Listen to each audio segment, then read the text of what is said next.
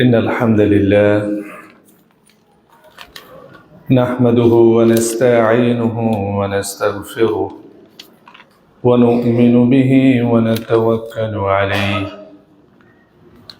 ونعوذ بالله من شرور أنفسنا ومن سيئات أعمالنا من يهده الله فلا مضل له ومن يضلل فلا هادي له وأشهد أن لا إله إلا الله شهادة تكون للنجاة وسيلة ولرفع الدرجات كفيلة وأشهد أن محمدًا عبده ورسوله الذي أرسله بالحق بشيرًا ونذيرًا وداعيًا إلى الله بإذنه وسراجًا منيرًا أما بعد فإن أحسن الحديث كتاب الله وأحسن الحديث حديث محمد صلى الله عليه وسلم وشر الأمور محدثاتها وكل محدثة بدعة وكل بدعة ضلالة وكل ضلالة في النار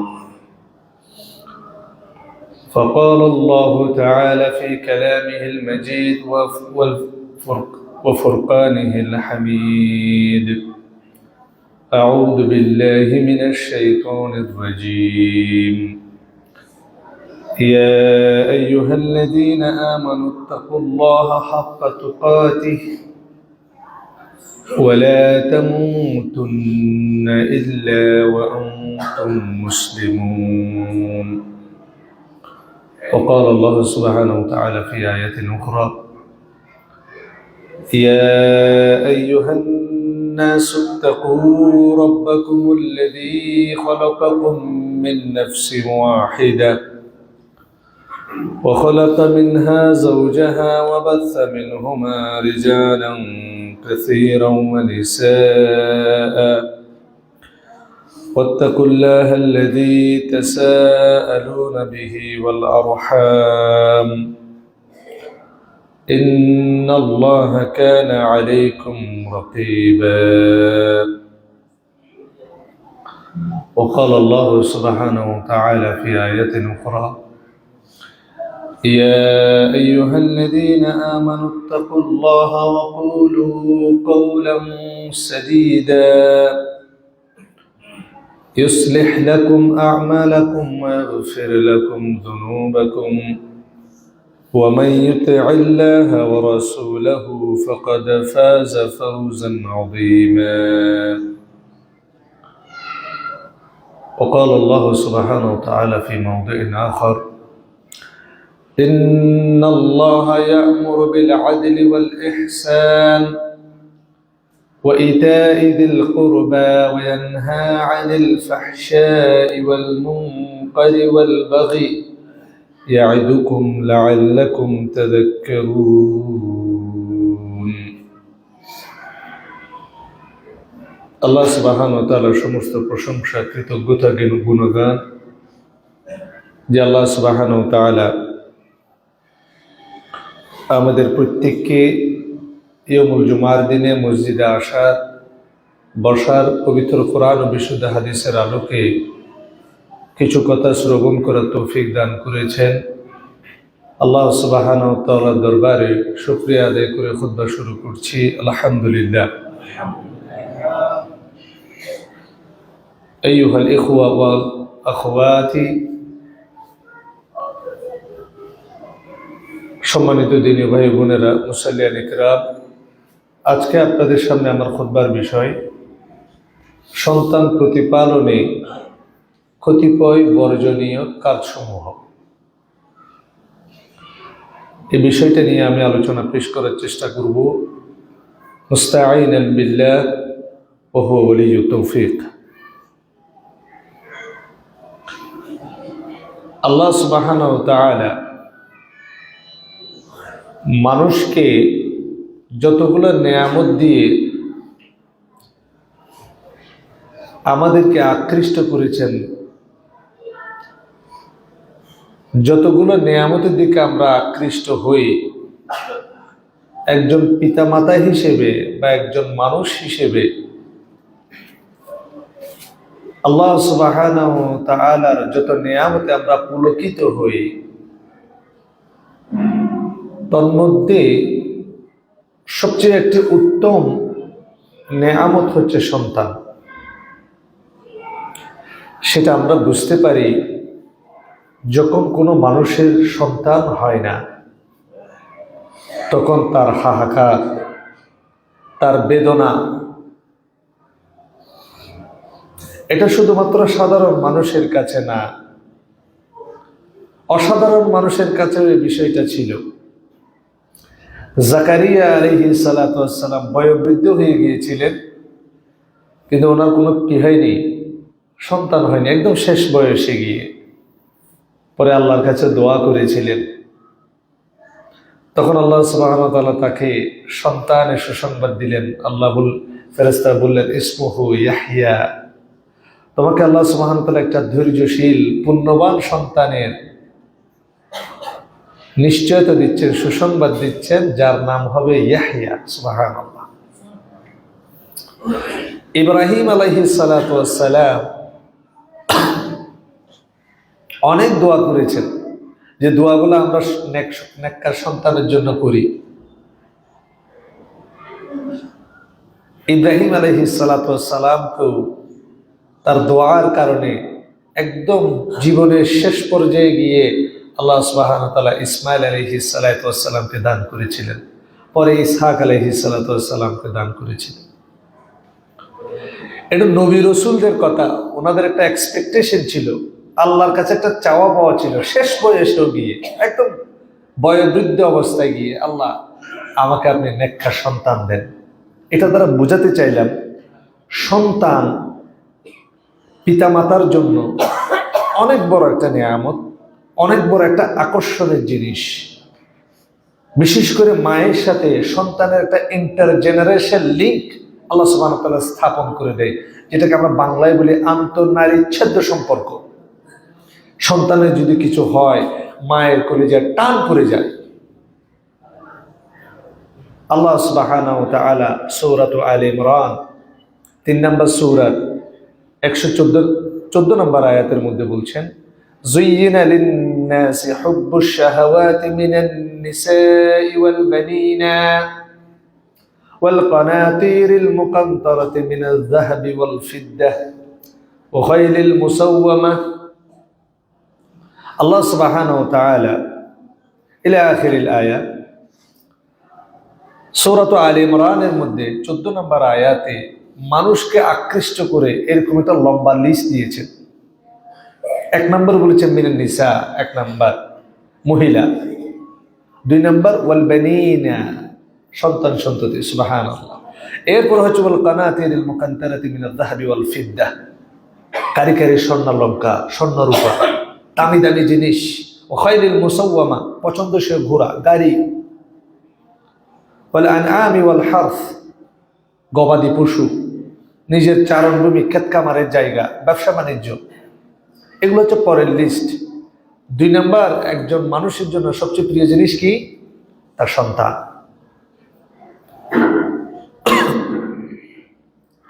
এবং আল্লাহ সুবহানাহু ওয়া তাআলা তার রাসূল সাল্লাল্লাহু আলাইহি সাল্লামের মধ্যে বলছেন, যখন একটা মানুষ মারা যায়, ইনকাতা আনহু আমালু, তার কাছ থেকে তার আমল কি হয়ে যায়?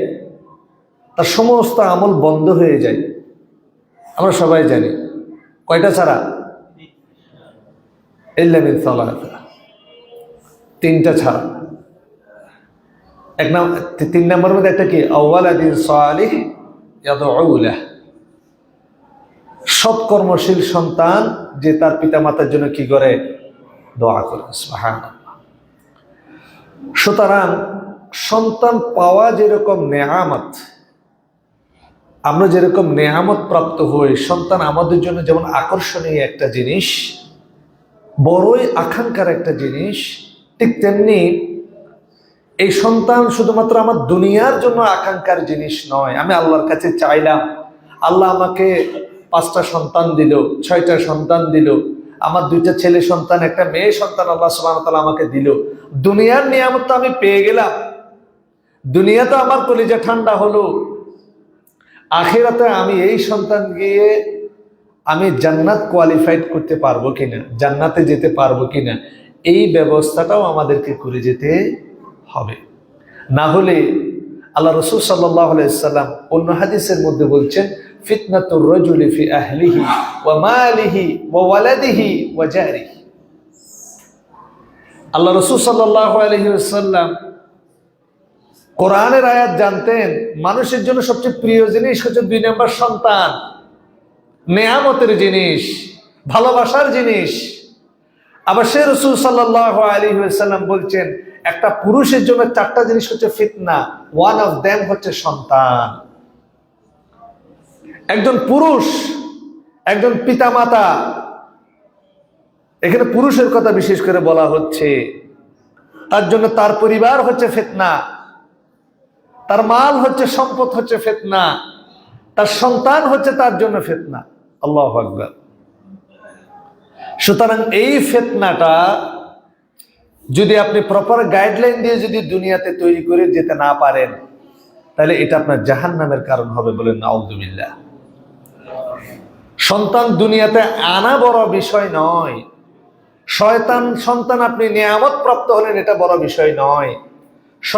সন্তানকে যদি আপনি পরিপূর্ণ গাইডলাইন দিয়ে আল্লাহ এবং তার রাসূলের যে বিধান, সে বিধান অনুযায়ী যদি আপনি পরিচালিত করে তাকে যদি আপনি প্রকৃত মানুষ, মুমিন, মুত্তাকি তৈরি করে যেতে না পারেন, এই সন্তান দুনিয়ায় যেভাবে আপনাকে কষ্ট দিবে, আখিরাতেও এই সন্তান আপনার ক্ষতির কারণ হবে। আমরা অনেক সময় সন্তানকে লালন পালন করতে গিয়ে স্বেচ্ছাচারী হয়ে যায়, সীমা লঙ্ঘনকারী হয়ে যায়। সন্তানকে সবকিছু দিতে গিয়ে আমরা সীমা লঙ্ঘন করি। আপনি অবাক হয়ে যাবেন, একজন পিতা পৃথিবীর মধ্যে যত অন্যায় কাজ করে বেশিরভাগ হচ্ছে তার পরিবারের জন্য। একজন পিতা যত কাজ করে, বা একজন মা তার স্বামী নেয়, ধরেন সে যত ন্যায় অন্যায় কাজ করে, সব কিসের জন্য? সন্তানের জন্য, পরিবারের জন্য। একটা মানুষ যত অপরাধ করে, একজন মানুষ পেশাদার খুন করে, ডাকাতি করে, চুরি করে, রাহাজানি করে, ঘুষ খায়, চাঁদাবাজি করে, দেখবেন সে বছরে 2টা শার্টও কেনে না। আপনি মানুষগুলোকে দেখবেন, যে মানুষগুলো অন্যায় কাজ করে, হারাম কাজ করে, দেখবেন এদের পিছনে এরা খুব বেশি টাকা খরচ করে না। তাহলে এত কোটি কোটি টাকা সে যে জুলুম করে কামাচ্ছে, সেগুলো কোথায় খরচ করছে? তার পরিবারের নিকট, তার পরিবারের কাছে। সম্মানিত উপস্থিতি, এই জন্য আমি অনুরোধ করব,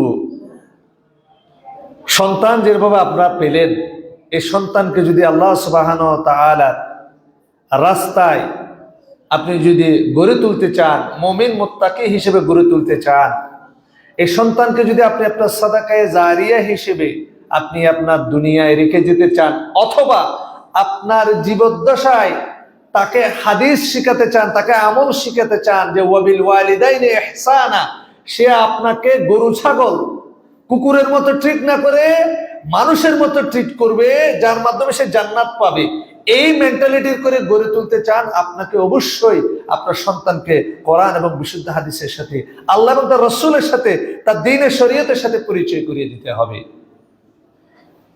না হলে আপনার সন্তান যখন বড় হবে, 6-7 পড়লেও সে আপনাকে কুকুরের মতো আচরণ করবে, সে আপনাকে হায়াওয়ান মনে করবে, আপনাকে সে এটিএম মেশিন মনে করবে, সেভাবে আপনাকে ট্রিট করবে।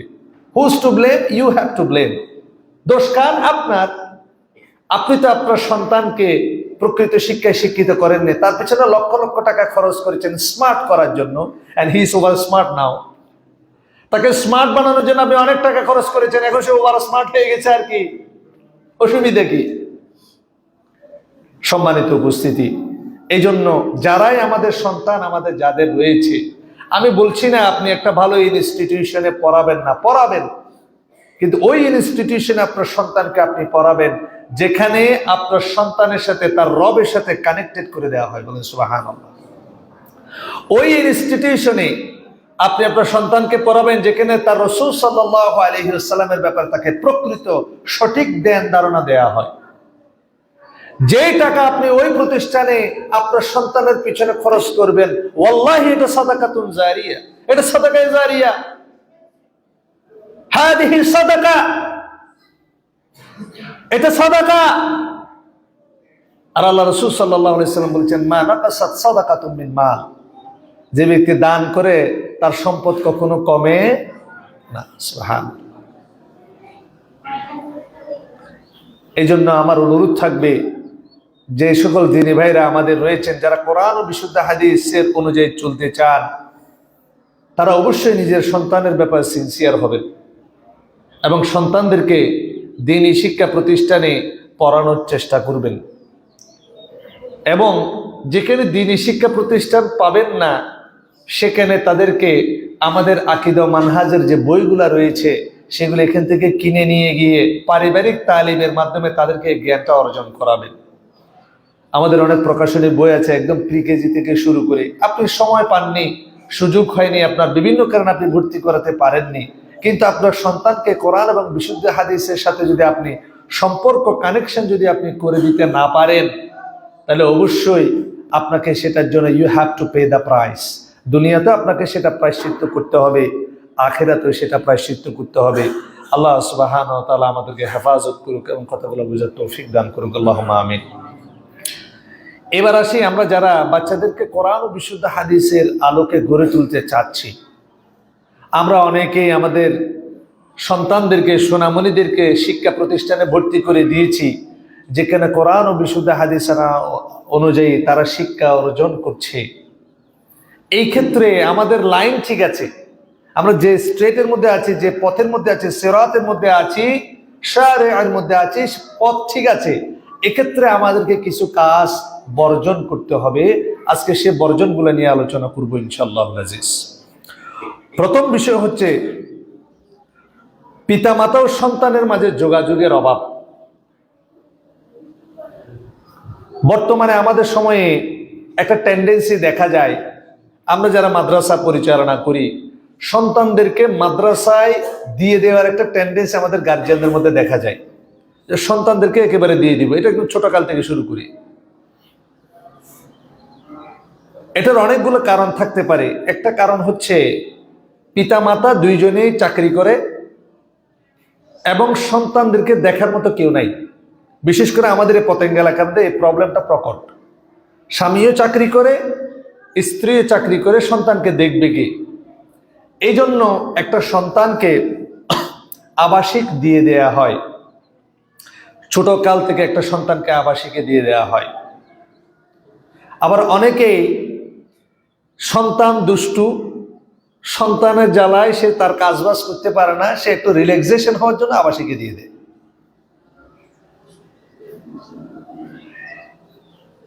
এই কাজগুলা আমাদের উচিত এই বিষয়গুলো নিয়ে মোরাজা করা, চিন্তা ভাবনা করা। আমরা একটা সময় অবশ্যই সন্তানদেরকে প্রেফার করি যে আপনারা সন্তানদেরকে আবাসিকে দিয়ে দেন, এটা আমরা নিজেরাও বলি। বেশিরভাগ সন্তানদেরকে আমরা যখন আবাসিক নিই, তাদের মধ্যে যে ক্যারেক্টার অ্যান্ড কন্ডাক্ট, যে আচার ব্যবহার ক্যারেক্টারিস্টিক্স পাওয়ার কথা, সেটা আমরা পাই না।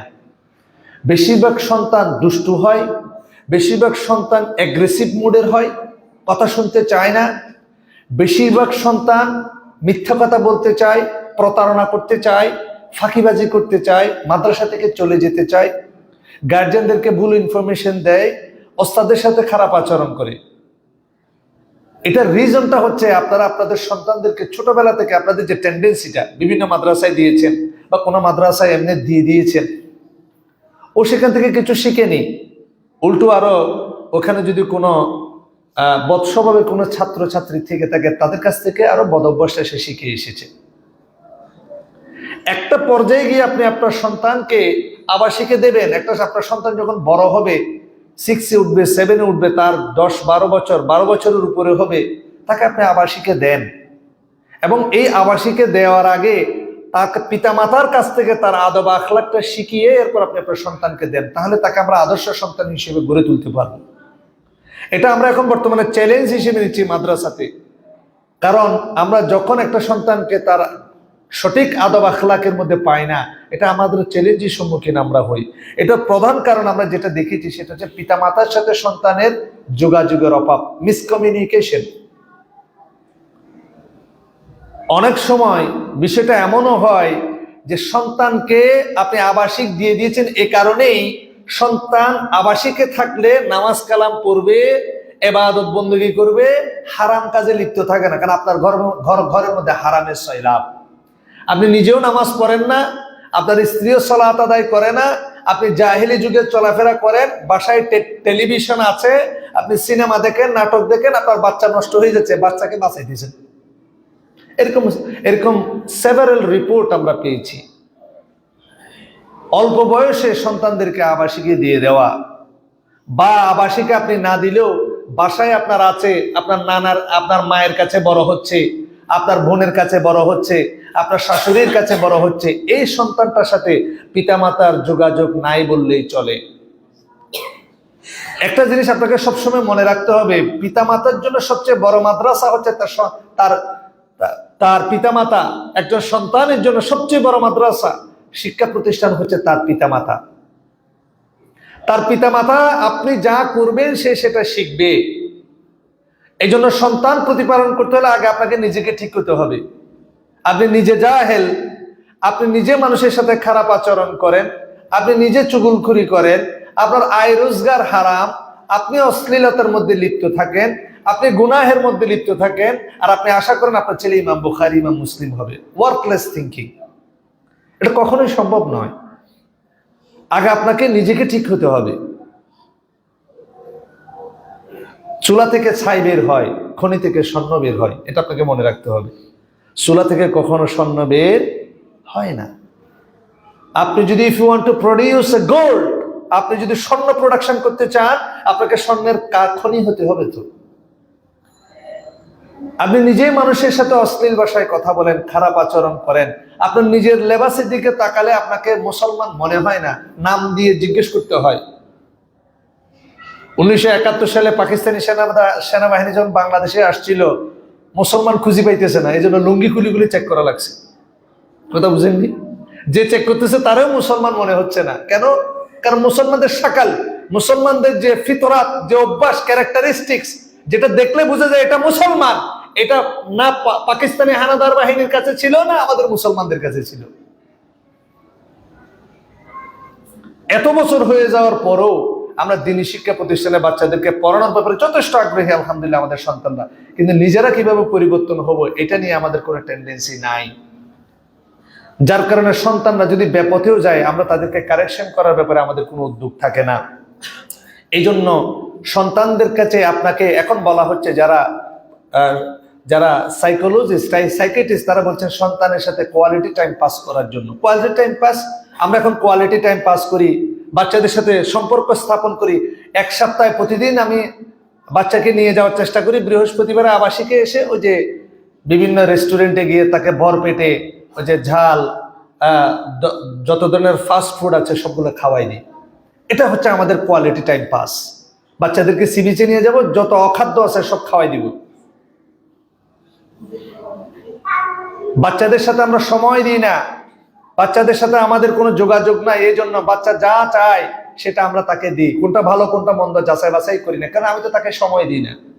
এই জন্য আমি পিতামাতাকে অনুরোধ করব, ছোটবেলা থেকে সন্তানদের সাথে আপনি কোয়ালিটি টাইম পাস করার ব্যবস্থা করুন। আপনার ইনকামকে যদি আপনি মনে করেন, আপনার চাকরিকে যদি মনে করেন আপনার কেরিয়ার, আপনার ব্যবসাকে যদি মনে করেন আপনি কেরিয়ার, আপনার পড়াশোনা যদি মনে করেন আপনি কেরিয়ার, মা হিসেবে আপনি যদি মনে করেন আমার পড়াশোনা, আমি চাকরি বাকরি করি, বা আমার অন্য কোনো বিষয়, এটা আমার কেরিয়ার, তাহলে আপনার সন্তান আপনার জন্য কেরিয়ার, সেটাকে আপনি ভুলে গেছেন। আপনি বৃদ্ধ হলে আপনাকে দেখবে কে, সেটাকে আপনি ভুলে গেছেন। আপনি মারা যাওয়ার পরে কে আপনার জন্য সাদাকায়ে জারিয়া হবে, সেটা আপনি ভুলে গেছেন। এই জন্য সন্তানের প্রতি মনোযোগী হতে হবে। অন্য কাজ বাদ দিয়ে আপনি আয় রোজগার কম করার প্রয়োজন হলে সন্তানের পিছনে যেভাবে আপনি সময় ব্যয় করাটা আপনার জন্য ইনভেস্টমেন্ট, আপনি চাকরির পিছনে যেভাবে ওভারটাইম করাটা আপনার জন্য ইনভেস্টমেন্ট, ব্যবসার পিছনে সময় দেওয়া যেভাবে ইনভেস্টমেন্ট, পড়াশোনার মধ্যে সময় দেওয়া যেভাবে ইনভেস্টমেন্ট, দিনী কাজে সময় দেওয়া যেভাবে ইনভেস্টমেন্ট, দাওয়াতি কাজ করা যেভাবে ইনভেস্টমেন্ট, সন্তানকে কোরআন ও বিশুদ্ধ হাদিসে অনুযায়ী তাকে গড়ে তোলা, সেটাও ইনভেস্টমেন্ট, বড় ইনভেস্টমেন্ট, সাদাকাতুন জারিয়া। এই সন্তান আপনার জান্নাতের জাহান্নামের কারণ হতে পারে। তাকে দিন শিখাতে হবে, না হলে বয়স্ককালে আপনি দাড়ি টুপি নিয়ে আপনার অবস্থান হবে বৃদ্ধাশ্রমে। সম্মানিত উপস্থিতি, এই জন্য প্রথম যে আমাদের ভুল কাজ সংশোধন করতে হবে সেটা হচ্ছে সন্তানের সাথে আমার যোগাযোগটা বাড়াতে হবে, সন্তানের সাথে আমার কমিউনিকেশনটা বাড়াতে হবে,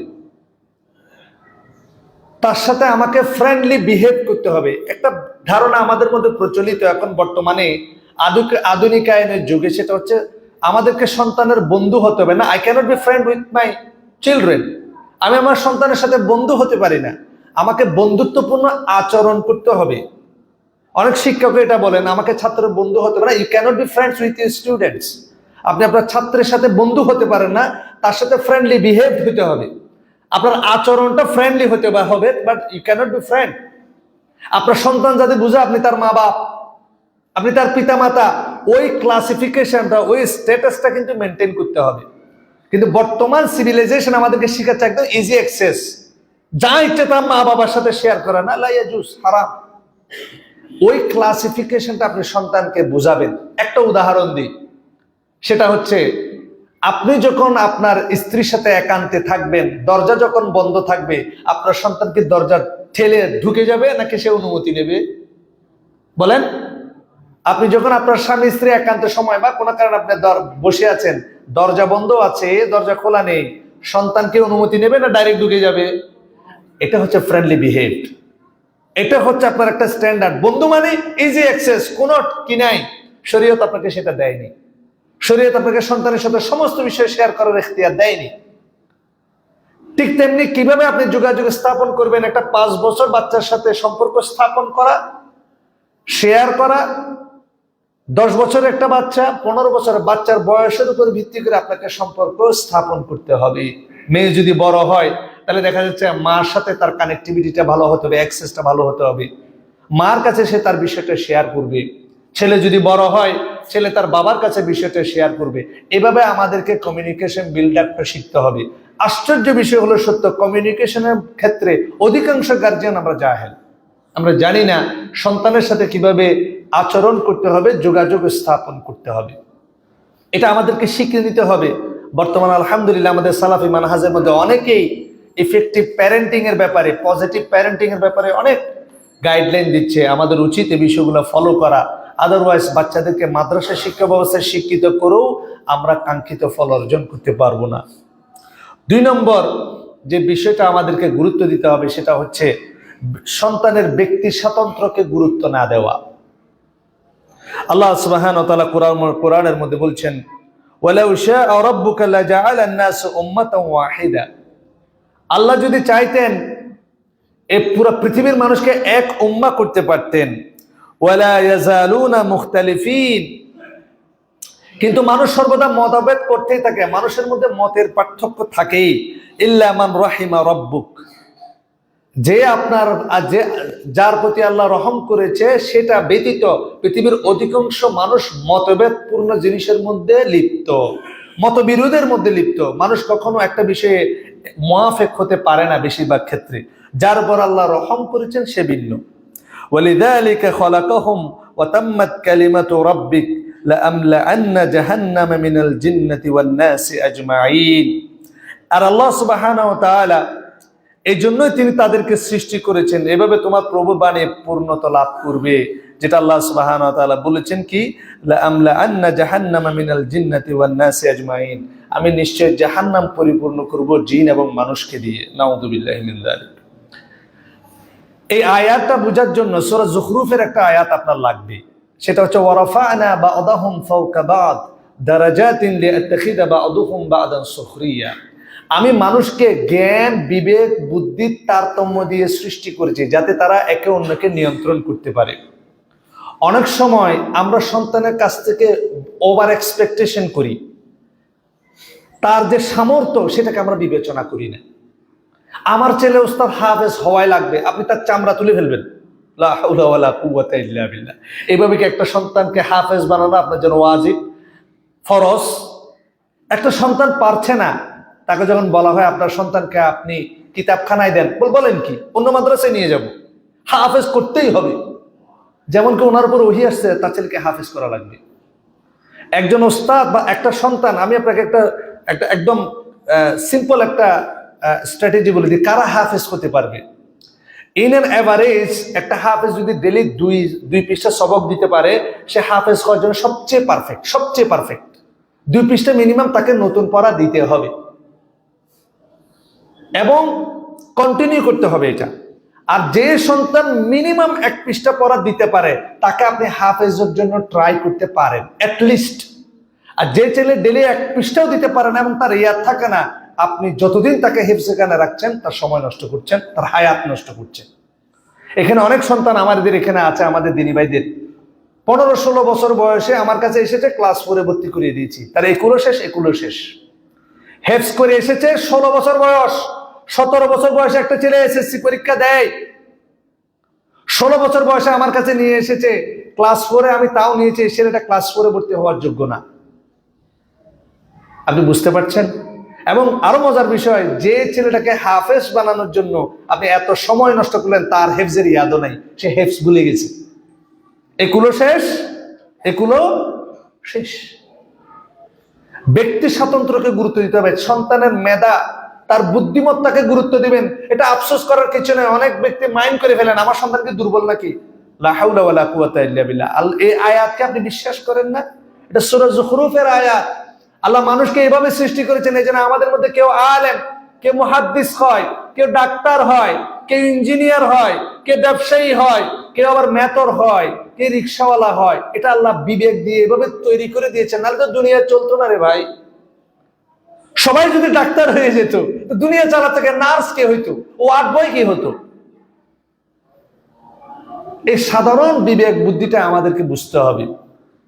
এই জন্য সন্তানের মেধা অনুযায়ী তাকে আপনি মূল্যায়ন করবেন, আগে আপনি বুঝবেন আপনার সন্তানের ক্যাপাসিটি কতটুকু। আবার আমাদের মধ্যে আবার এটার ডিফারেন্ট একটা বিষয় আছে, সেটা হচ্ছে সন্তানের ক্যাপাসিটি আছে কিন্তু মা বাবার আলগা ভালোবাসার কারণে এই সন্তান মানুষ হয় না। আলগা ভালোবাসা বুঝেন তো, মানে পান থেকে চুন কষলে অবস্থা খারাপ হয়ে যাবে, মনে হচ্ছে যে এই ছেলেটাকে মঙ্গল গ্রহে গিয়ে রাখবে বা ব্যাংকারের ভিতরে ঢুকে রাখবে। এই ওভার স্মার্ট কিছু আমরা প্যারেন্টের প্যারেন্টিং আমরা পাই। পান থেকে চুন কষা যাবে না,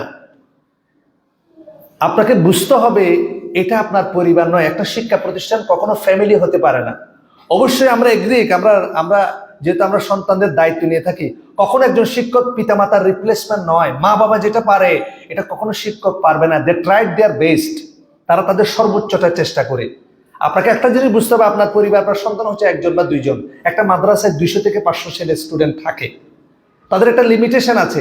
সুতরাং আপনাকে শিক্ষা প্রতিষ্ঠানে পড়াইয়ে যদি আপনার সন্তানকে মানুষ করা লাগে, you have to sacrifice in a certain extent. আপনাকে একটা নির্দিষ্ট পর্যায় পর্যন্ত স্যাক্রিফাইস করতে হবে।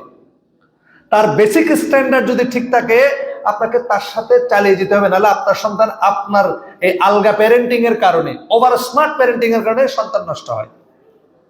অধিকাংশ ক্ষেত্রে আমরা যারা সচেতন গার্জিয়ান তাদেরকে দেখি 1 বছরের ভিতরে সন্তানকে 4টা প্রতিষ্ঠান চেঞ্জ করেছেন। এটা কি তার লাভ হলো না ক্ষতি হলো? এটা হচ্ছে সন্তানের ব্যক্তিত্বকে গুরুত্ব না দেওয়া, সন্তানের ক্যাপাসিটিকে গুরুত্ব না দেওয়া, সন্তান যেটা পারে সে সন্তান সম্পর্কে আপনার কোনো অ্যানালাইসিস না থাকা, সে কতটুকু দুর্বল কতটুকু সবল, এটা আমরা ম্যানেজমেন্টের ভাষায় SWOT অ্যানালাইসিস দিয়ে আমরা আমাদের সন্তানকে জাস্টিফাই করতে পারি। SWOT এটা 4টা শব্দ, SWOT, strength, weakness, opportunity and threat. আপনার সন্তানের শক্তিশালী জায়গায় কোনগুলা, সে কোন জায়গায় ভালো সেটা আপনাকে ডিসাইড করতে হবে। যেমন আপনার ছেলে শারীরিকভাবে শক্তিশালী, ঠিক আছে, তার অথবা তার মেধা ভালো, এইভাবে আপনাকে তার স্ট্রেংথ গুলো খুঁজে বের করতে হবে। সে তার কমিউনিকেশনটা ভালো, সে মানুষের সাথে আচার ব্যবহার ভালো করে, তার আচরণ সুন্দর, তার কিছু উইকনেস আছে, বিছানায় প্রস্রাব করে, হ্যাঁ, শুধু শুধু কান্নাকাটি করে, ফাঁকিবাজি করতে চায়, দুর্বলতা, পড়াশোনা করতে চায় না, তার অপরচুনিটি কি কি আছে, তার সম্ভাবনা কি কি, সে কেমন হতে পারে আপনার সন্তান, এবং তার থ্রেট কি কি, তার কোন কোন বিষয়গুলো খুবই ভয়ঙ্কর, যেগুলো তার ক্যারিয়ারের জন্য বিপজ্জনক হবে। এগুলো সব পিতামাতা হিসেবে আপনাদের উচিত এগুলো অ্যানালাইসিস করে আপনি যে শিক্ষা প্রতিষ্ঠানে পড়াবেন ওই শিক্ষকের সাথে এই বিষয় নিয়ে আলাপ আলোচনা করেন। ইনশাআল্লাহুল আজিজ আপনার সন্তানকে তিনি একজন প্রকৃত অর্থে একজন মুত্তাকি বান্দা এবং দুনিয়াবী জীবনে একজন প্রতিষ্ঠিত মানুষ হিসেবে আপনার হাতে দিতে পারবে। সে একাধারে মুহাদ্দিস আলেম হতে পারবে, অন্য ধারে সে বড় ব্যবসায়ী, ডাক্তার, ইঞ্জিনিয়ার হতে পারবে। তবে আপনাকে সহযোগিতার হাত বাড়িয়ে দিতে হবে। সন্তান সম্পর্কে আপনার এই অ্যানালাইসিসটুকু আপনার যে শিক্ষক আছে, যে মাদ্রাসা আছে, তার সাথে শেয়ার করতে হবে, যেটা আমরা অধিকাংশ গার্জিয়ানে করি না। আমরা এটাকে গুরুত্বপূর্ণই মনে করি না, কিন্তু সন্তানকে বড় মুহাদ্দিস আলেম, ডাক্তার, ইঞ্জিনিয়ার করানোর জন্য আমার নিজে যেটা হতে পারিনি আমি, সেটা আমার সন্তানকে করানোর জন্য আমি বসেছি, তার উপর চাপিয়ে দিয়েছি আমি, জীবনে আমি ডাক্তার হতে পারি না, তোর ডাক্তার হওয়া লাগবে। এবং সে ডাক্তার হওয়ার জন্য তার কি কি সম্ভাবনা, তার কি এনভায়রনমেন্ট আমাকে তৈরি করে দেওয়া লাগবে, আমি সেটা করিনি। তার যে বিষয়গুলো আমাকে ওভারকাম করে ফেলার দরকার ছিল পিতামাতা হিসেবে, সে দায়িত্বটুকু আমি পালন করিনি। মনে রাখবেন, সন্তান জন্ম দেওয়াটা বড় বিষয় নয়। আপনি যদি সন্তানকে পরিপূর্ণ অর্থে গ্রহণ করতে না পারেন, কিয়ামতের ময়দানে আপনাকে আপনার সন্তান আল্লাহ সুবহানাহু ওয়া তাআলার নেয়ামত, আপনাকে নেয়ামত দিয়েছেন, এই সন্তান সম্পর্কে আপনাকে জিজ্ঞাসা করা হবে। বেশিরভাগ গার্জিয়ান সন্তানদেরকে পানিশমেন্ট করার ক্ষেত্রে কিন্তু একই কাজ করেন। অতিরিক্ত মহব্বত দেখাতে গিয়ে সন্তানকে লাই দিয়ে ফেলেন, সন্তান বিপদে যেতে পারে এবং এটার জন্য আপনাকে আল্লাহ সুবহানাহু ওয়া তাআলার কাছে জবাবদিহি করতে হতে পারে। আল্লাহ আমাদেরকে হেফাজত করুক। দুই নম্বর বিষয় হচ্ছে, সন্তানের ক্ষেত্রে আমরা তার বয়সটাকে, তার যে ব্যক্তির স্বাতন্ত্র্যবোধ, সে পারবে না কতটুকু যোগ্যতা, সেটা আমরা বিবেচনা করব। এক নম্বর বিষয় যেটা বলেছি, তার সাথে কমিউনিকেশনটা, ফ্রেন্ডলি বিহেভ, তার সাথে আমি বন্ধুত্বপূর্ণ আচরণ করব, বন্ধু হব না, তার সাথে আমার কনভেনিয়েন্ট, আমার যোগাযোগ ব্যবস্থাটা যাতে কম্প্রিহেন্সিভ হয়, সহজ হয়, তার সাথে আমার যাতে ইজি অ্যাক্সেস হয়, সে বাবা হয়ে যাতে আমাকে সম্মান করে, আবার বিপদের সময় আমাকে তার আশ্রয়স্থল মনে করে, আমার কাছে সে যাতে আসে। এই ধরনের একটা কমিউনিকেশন, সুন্দর একটা কমিউনিকেশন আমার মধ্যে থাকবে। এটা আল্লাহ একজন আলেম বুঝিয়েছেন, ফাফিরু ইলাল্লাহ, এই আয়াত দিয়ে আল্লাহ বলছেন তোমরা আল্লাহর দিকে দৌড়াও, আল্লাহর দিকে পালিয়ে যাও। এটা একটা উদাহরণ দিয়েছেন। দেখেন, আপনি সন্তানকে অনেক মারলেন, প্রতিদিন আপনাকে সন্তানকে মারেন, কিন্তু কোনো অপরিচিত লোক যদি আপনার হাত থেকে আপনার সন্তানকে ছুটাই নিয়ে বলে, বাবা তুমি আমার সাথে চলো, বাবা তোমাকে অনেক মারে, আপনার সন্তানকে ওই লোকের সাথে যাবে না। যখন সে কোনো বিপদে পড়বে, ঘরের মধ্যে আপনি আছেন, আপনি খুব শাসন করেন সন্তানকে, ধরেন একটা ঠান্ডার বজ্রপাত হয়েছে, দৌড়ে দেখবেন আপনার কুলে চলে আসছে, সুবহানাল্লাহ। কারণ সে হচ্ছে আপনার জন্য নিরাপদ আশ্রয়স্থল। আপনি যতই তাকে শাসন করেন না কেন, পিতা মাতা যতই শাসন করে না কেন, সন্তান কিন্তু বোঝে যে আমার সবচেয়ে নিরাপদ আশ্রয়ের জায়গা কোথায়। ব্রিজের উপরে সন্তান তার মাকে নিয়ে হাঁটছে, মাকে সে বারবার ধরছিল এবং পড়ে যাচ্ছিল, সে হাত ছুটে যাচ্ছিল, মা বলছিল বাবা শক্ত করে ধর, তো সন্তান বলছে মা আমি ধরে লাভ নাই, কারণ আমি ধরলে বারবার ছুটে যায়, তুমি আমাকে ধরো, কারণ আমি জানি তুমি আমার মা, তুমি মরে যেতে পারো কিন্তু তোমার হাত আমাকে ছাড়বে। এটা হচ্ছে মা, এটা হচ্ছে পিতা মাতা। এই সম্পর্কটাই আপনাকে তৈরি করতে হবে, এই কমিউনিকেশনটা আপনাকে তৈরি করতে হবে। আল্লাহ আমাদেরকে হেফাজত করুক এবং বুঝার তৌফিক দান করুক, আমিন। 3 নম্বর বিষয়, সেটা হচ্ছে শিশুর বয়সকে বিবেচনায় না নেয়া। আমরা বাচ্চাদেরকে শাসন করার সময় একটা উসুল আমাদেরকে খেয়াল রাখতে হবে। আল্লাহ রাসূল সাল্লাল্লাহু আলাইহি ওয়াসাল্লাম দেখবেন বলেছেন, একজন সন্তান যখন 7 বছর বয়স হবে, তাকে সালাতের জন্য আসতে ফুসলানোর জন্য, আসো সালাতে আসো। 10 বছর যখন একটা সন্তান হবে, সে যদি নামাজ পড়তে না আসে, সালাত আদায় করতে না আসে, তাকে প্রহার করতে বলা হয়েছে। এবার এই বাচ্চার বয়স যখন 12 বছর হয়ে যাবে, যখন তার মধ্যে একটা টিনেজের ভাব চলে আসবে, তাকে আর মারতে নিষেধ করে দেওয়া হয়েছে। কিন্তু দেখেন, তাকে বলেছে বিছানা পৃথক করে দেওয়ার জন্য। 12 বছরের সন্তান যখন হবে, তারপরে সে যখন আপনার কথা শুনবে না, আপনার বিছানা পৃথক করে দাও। এই হাদিসের মধ্যে আমাদের জন্য বাচ্চাদেরকে শাসন করার ফান্ডামেন্টাল বিষয় কিন্তু মজুদ আছে। আমরা অনেক সময় একটা 30 বছরের ছেলেকে শাসন করতে চাই। বড় ছেলে, বাপ বৃদ্ধ হয়ে গেছে, এখন তাকে শাসন করবে। 20 বছর একটা ছেলেকে সবার সামনে অপমান করবে। এটা অনেক শিক্ষকের ক্ষেত্রে, যারা মাদ্রাসায় শিক্ষকতা করেন, ইভেন আমার মাদ্রাসায় এরকম অনেক অকারেন্স আমি ঘটিয়েছি, অনেক ছাত্র ঘটিয়েছে। বড় ছেলে, 6-7 এর ছেলে শিক্ষকের গায়ে হাত তুলে ফেলেছে। লা হাওলা ওয়ালা কুওয়াতা ইল্লা বিল্লাহ। এটা রিজনটা কি? আপনি একটা বড় ছেলেকে কিভাবে শাসন করবেন সেটা বুঝতে না পারা। এটা আমি বলছি না শিশু অবশ্যই ভুল করেছে, কিন্তু তাকে শাসন করার ক্ষেত্রে আপনার স্ট্র্যাটেজিক্যাল ভুল আছে। আপনি একটা 16 বছরের বাচ্চাকে, আপনি একটা 7, 8, 9, 10 বা 10 বছর বয়সের বাচ্চাকে যেভাবে শাসন করা দরকার, পানিশমেন্ট করা দরকার, আল্লাহ রসুল বলেছেন, আপনি 17 বছরের বাচ্চাকে বেত দিয়ে শাসন করতে চাচ্ছেন। প্রবলেমটা এই জায়গায়। আল্লাহ রসুল সাল্লাল্লাহু আলাইহি ওয়াসাল্লাম বলেছেন 10 বছর হয়ে গেলে কিন্তু বেত অফ। আল্লাহ রসুলের হাদিস। একটা সন্তান যখন 10 বছরের উপরে চলে যাবে, আপনাকে বেত অফ করে দিতে হবে। তার সমস্যাটা আপনাকে অন্য বিষয় দিয়ে সমাধান করতে হবে। শাসন করে অনেক সন্তান আছে, দেখবেন আপনি একটু জোর গলায় কথা বলছেন বা বাবাকে ভয় পায়, তোর বাবা আসুক আমি বলে দেবো, এটা বললে তার অবস্থা খারাপ হয়ে যায়, তাকে আর পানিশমেন্ট দেওয়ার দরকার নেই। এই জন্য আমি অনুরোধ করব, প্যারেন্টিং এর ক্ষেত্রে, বাচ্চাকে লালন পালন করার ক্ষেত্রে তাকে যে আপনি শাসন করবেন, তার বয়সটা আপনাকে বিবেচনায় রাখতে হবে। আমি আমার উস্তাদদের ক্ষেত্রে বিষয়টা বলবো, বাচ্চাদেরকে শাসন করার সময়, সোনামণি ছাত্রছাত্রীদেরকে শাসন করার সময়, শিক্ষা দেওয়ার সময় তাদের এই বিষয়টা খেয়াল রাখতে হবে। প্রথম, তার বয়স, তাকে আমি শাসন করব নাকি নসিহত করব। দ্বিতীয় বিষয়, সে যদি অপরাধ করে, অপরাধের মাত্রা কতটুকু, সে মাত্রা অনুযায়ী হয়তো আমি তাকে সতর্ক করব, নাহলে পানিশমেন্ট দেব। আপনি যে কোনো কাজে যদি পানিশমেন্ট দেন, তাহলে এই সন্তান কখনো আপনি ভালো নাগরিক হিসেবে গড়ে তুলতে পারবেন না। শিক্ষক হিসেবে আপনাকে জাহান্নামে যেতে হবে, কারণ আপনি প্রপার হক আদায় করেননি। এই জন্য আমাদেরকে অবশ্যই সন্তান লালন পালন করার ক্ষেত্রে পিতামাতা, শিক্ষক শিক্ষিকা, সন্তানের বয়স আমাদেরকে বিবেচনায় রাখতে হবে। 4 নম্বর বিষয়, যে বিষয়টা আমরা ভুল করি, সেটা হচ্ছে অন্যের সাথে তুলনা করা। বা নিজের 3টা সন্তান আছে, আমাদের ওস্তাদ আমার এই বাচ্চাটা খুব ভালো, এই 2টা একদম গাধা। সন্তানের সামনে কিন্তু এটা আমরা বলি। সন্তানকে কম্প্যারিজন করানো, এটা খুব খুব গর্হিত একটা কাজ। অমুক ছেলে 1 হয়েছে, তুমি কেন 1 হওনি? আপনি অবাক হয়ে যাবেন, এই বছর আমি আমার সন্তানকে পরীক্ষা দেওয়াই নেই, শুধুমাত্র একটা কারণে, একটা মেয়ে খুব ভালো কিন্তু সে ফার্স্ট হতে পারে না। আমার মেয়ে ফার্স্ট হয়ে যায় বারবার, এই জন্য এই প্রতিষ্ঠানে ওই মহিলা ছড়াই দিয়েছে যে এটা প্রিন্সিপাল ছেলের জন্য ফার্স্ট হয়, প্রিন্সিপালের মেয়ে যেন ফার্স্ট হয়। এই জন্য আমার মেয়েকে এই বছর আমি পরীক্ষায় দেওয়াই নেই, এবং এই মেয়েটা ফার্স্ট হয় আলহামদুলিল্লাহ। মা বাবার এক্সপেকটেশন হতো আমার ছেলেকে ফার্স্ট হওয়া লাগবে। এটা একটা রোগ, মানসিক রোগ। এটা আপনার সন্তান ধ্বংস হয়ে যাবে আপনার চাহিদা ফিল আপ করার জন্য। কম্পারিজন করানো, অমুকের ছেলে ফার্স্ট হয়েছে, আমার ছেলেকে ফার্স্ট, সেকেন্ড, থার্ড হতে হবে না। আপনার সন্তান আপনি যে উদ্দেশ্যে দিয়েছেন সেটা তো সফল কিনা। আমি এটা বলছি না যে পড়ালেখার ব্যাপারে সিনসিয়ার হন, ঠিক আছে, কিন্তু অতিরিক্ত কোনো কিছুই হারাম, ঠিক না। এটা যে কাজ আপনাকে হারাম কাজে লিপ্ত করে দিবে, আপনার সন্তানকে প্রেসারে ফেলে দিবে, তার যোগ্যতার থেকে তাকে বেশি আপনি বিষয় চাপিয়ে দেবেন, সে অসুস্থ হয়ে যাবে।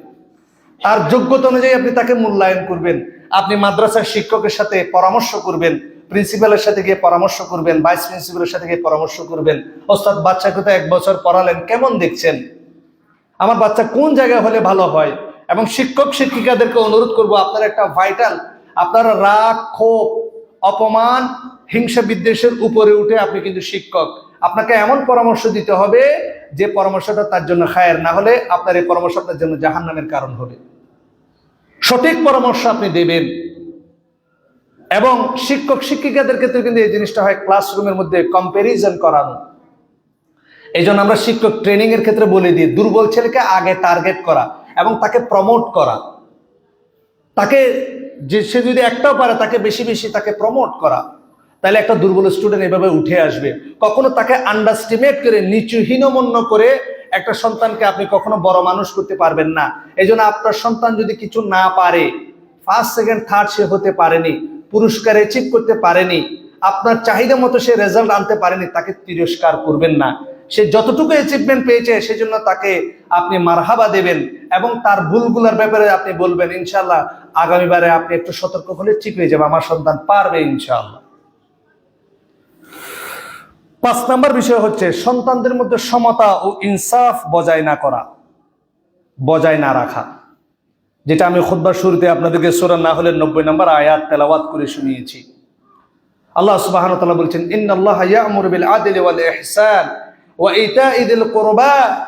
আল্লাহ সুবহানাহু ওয়া তাআলা ন্যায় এবং আদালত শিক্ষা দেন। আমাদের সমাজে প্রায় দেখবেন আপনি, এটা আমার পরিবারের মধ্যে রয়েছে, আমার বাপ চাচারা 4 জন।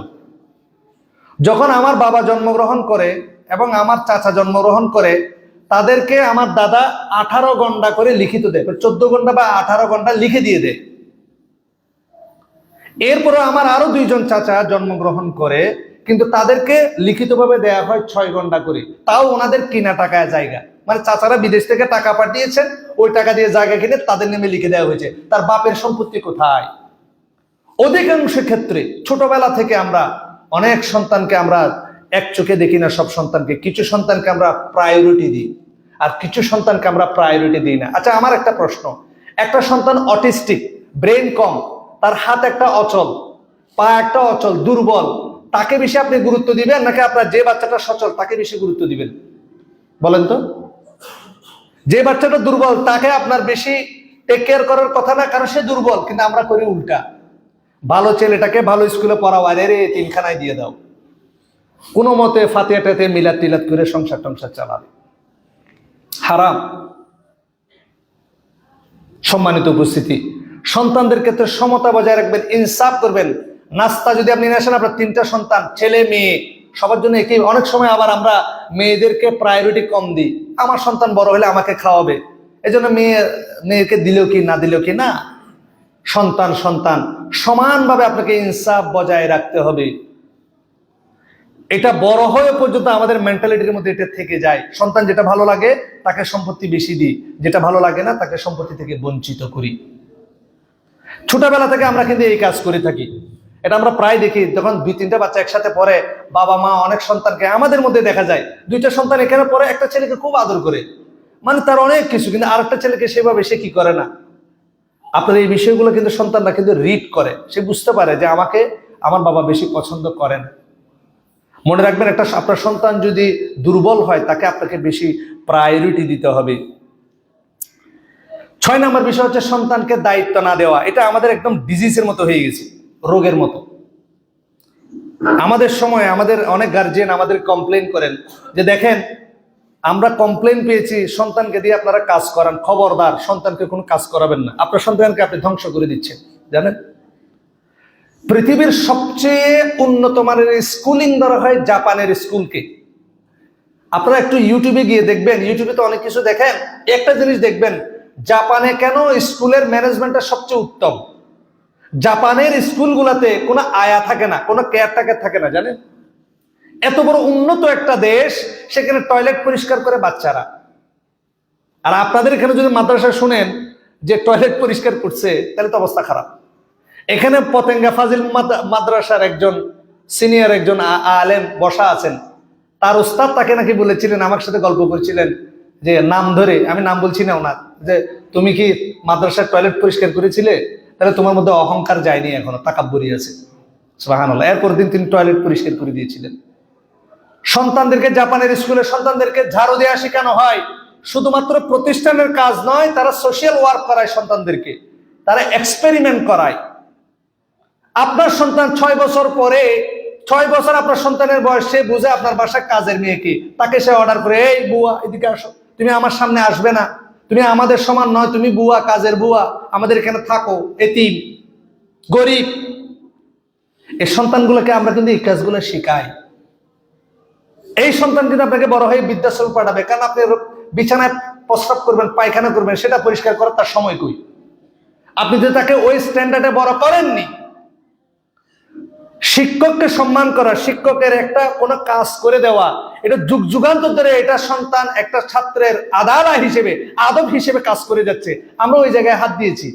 We are demanding, we are a proud father, proud parents. আমরা দাবি করি আমরা একদম গর্বিত পিতামাতা সন্তানের ব্যাপারে খুব সিনসিয়ার না, আপনি you are doing wrong things. এটা আমরা বাসায় করি, বাচ্চাকে কোনো কাজ করতে দিই না।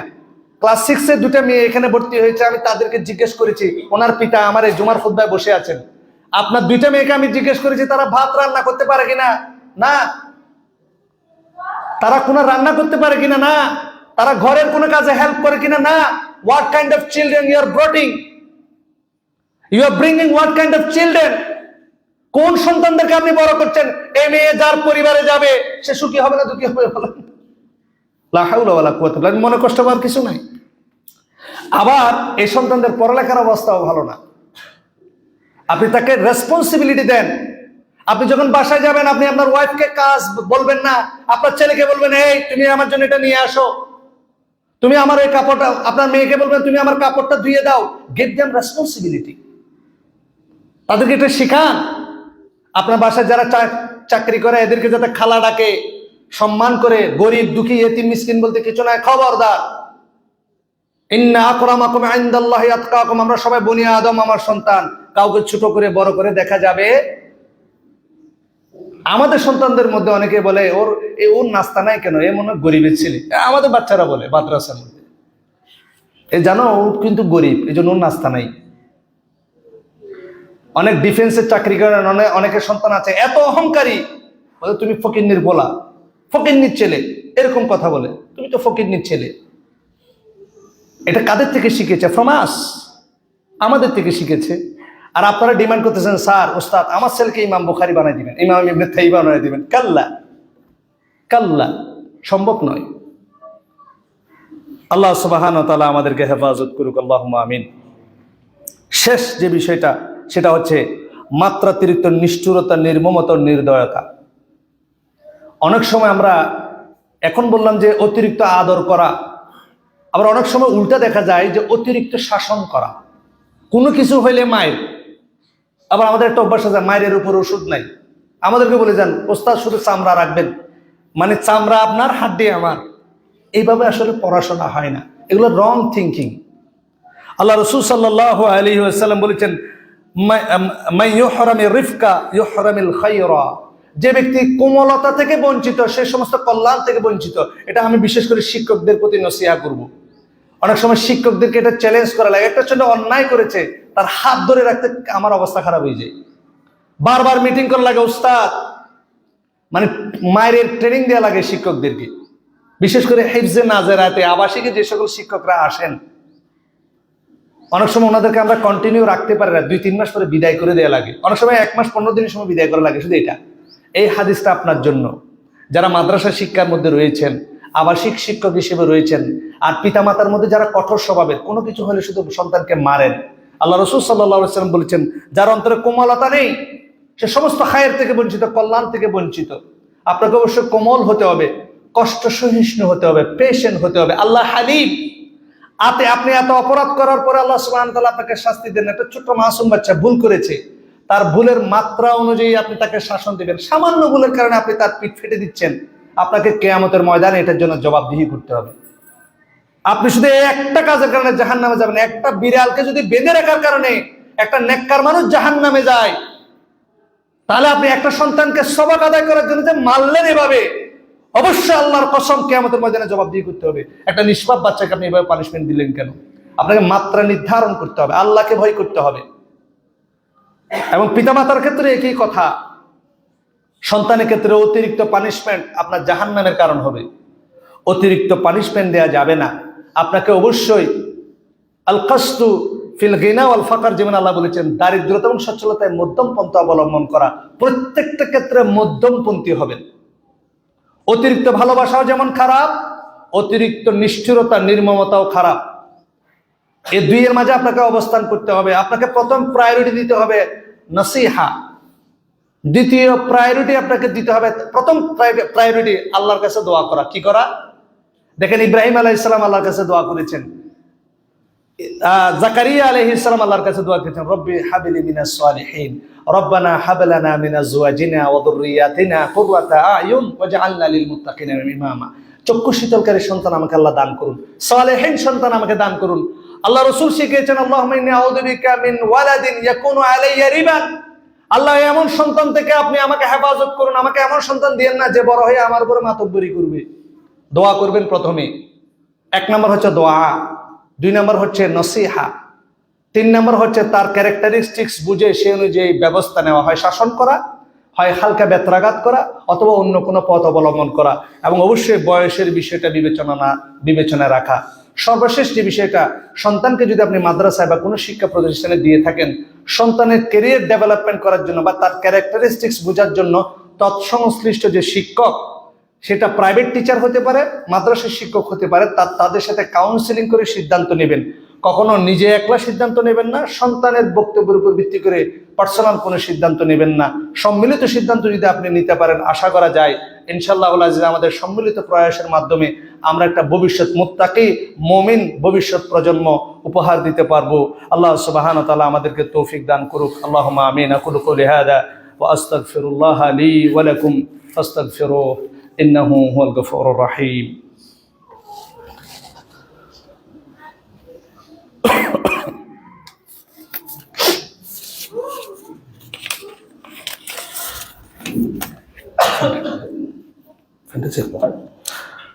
الحمد لله رب العالمين والعاقبة للمتقين والصلاة والسلام على أشرف الأنبياء والمرسلين نبينا محمد وعلى آله وصحبه أجمعين ومن تبعهم بإحسان إلى يوم الدين وبعد।